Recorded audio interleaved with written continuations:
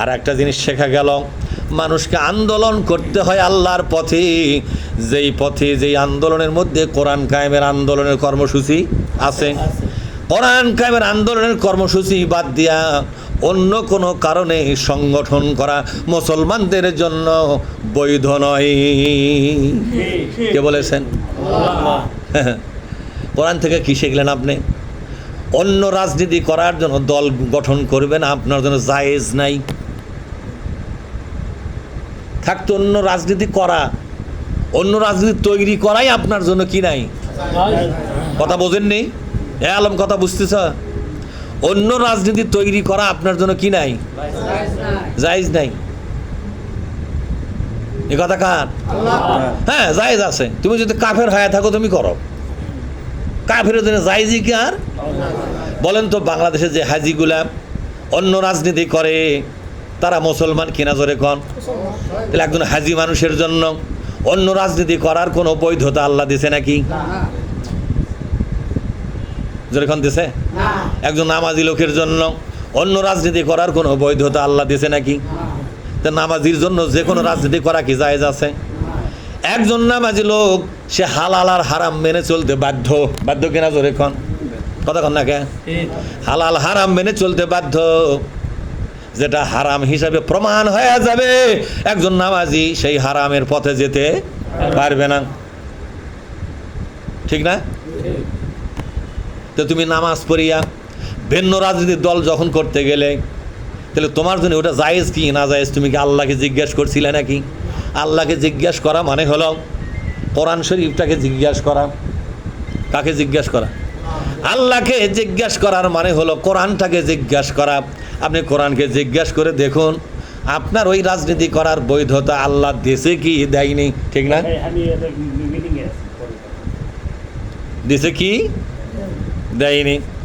এখানে আয়াত থেকে বোঝা গেল যে কোনো কাজের জন্য সংগঠিত হওয়া যাবে না, শুধুমাত্র কোরআন কায়েমের জন্য এবং মানুষের তৈরি করা সমাজ ব্যবস্থা, রাষ্ট্র ব্যবস্থাকে বিদায় করার জন্য মুসলমানরা শুধু সংগঠিত হতে পারে, অন্য কোনো উদ্দেশ্যে সংগঠিত হওয়া যাবে না। কথাটা কে বলেছে? তাহলে আপনি মুখের দাড়ি রাখছেন, মুখের দাড়ি কি নবীর সুন্নত নয়? কথা কন না কে? মুখে দাড়ি রেখেছেন, এটা হলো নবীর সুন্নত। ঠিক না ব্যা? ঠিক। নবীর সুন্নত মুখে নিয়া আপনি যখন ভিন্ন রাজনীতি করতে গেছেন, বিশ্ব নবীকে অপমান করা হলো কিনা? জোরে কন। কথা কয় না রে?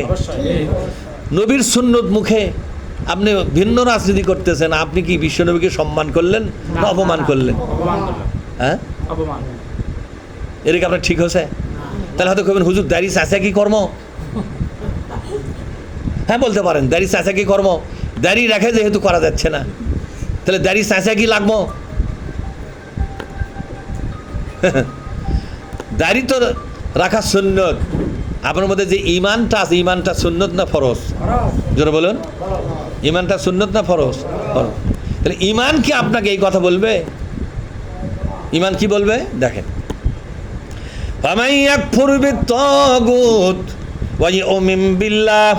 যে ব্যক্তি ইমান আনতে চাও, ইমান আনার শর্ত হলো তাগুতের সাথে তোমার সম্পর্ক ছিন্ন করা।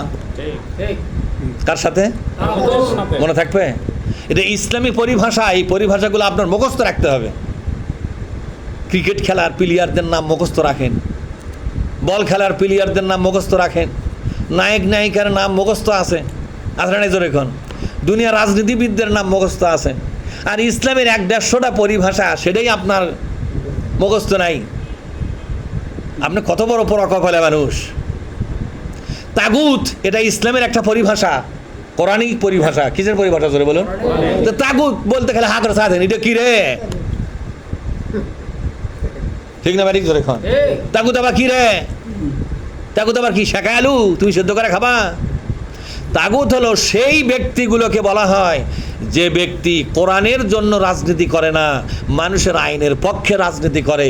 ওই রাজনীতির সবগুলা নেতাকে আরবিতে বলা হয় তাগুত। কি বলা হয় জোরে খান? আল্লাহ পাক সূরা বাকারার ভিতরে শর্ত দিয়ে ফেলেছেন, লা ইকরাহা ফিদ্দিন কদ তাবায়্যানার রুশদু মিনাল গাই। গায়ের বিপরীতে আমি আমার কোরআনকে নাজিল করেছি। আল্লাহ পাক বুঝালেন আমার কোরআন হলো সকল গায়ের বিরুদ্ধে। সকল গায়ের তো গাইটা কি? গাই হলো তাগুতেরা যে বিধান রচনা করে সেই বিধানকে বলা হচ্ছে গাই। তাগুতেরা রচনা করেছে ধর্মনিরপেক্ষতাবাদ।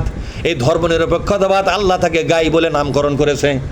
এই কথা কন না আপনারা নন্দা মেরা কাছে যান বড় কথা কন না কে? ধর্মনিরপেক্ষতাবাদ এই যে রাজনীতি, এই যে মতবাদ, এটাকে কোরআনে আল্লাহ পাক কি নাম দিল? গাই। জাতীয়তাবাদ এটা একটা গাই। গাওয়াত পড়ছে নাকি কারো?